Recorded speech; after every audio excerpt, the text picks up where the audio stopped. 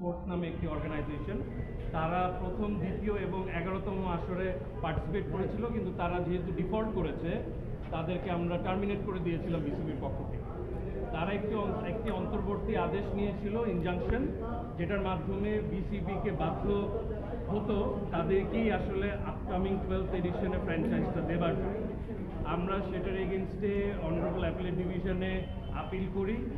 গতকালকে উভয় পক্ষে শুনানি অন্তে চেম্বার জাজ আদালত স্টে দিয়েছিল এবং আজকে ফিক্স করেছিল। আজকে ফুল বেঞ্চ, অ্যাপিলেট ডিভিশনের ফুল বেঞ্চ এটা দীর্ঘ শুনানি করে উভয় পক্ষকে শুনে পূর্ণাঙ্গ একটি ডিসপোজাল আদেশ দিয়েছেন, যেটাতে হাইকোর্টের উপরে যে নিষেধাজ্ঞা সেটা বহাল রেখেছেন এবং তারা এরকম মতামত দিয়েছেন যে এটার মধ্যে তারা ইন্টারফেয়ার করবেন না।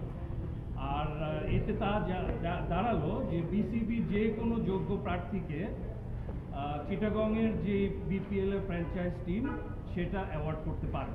এটাই এখন এটা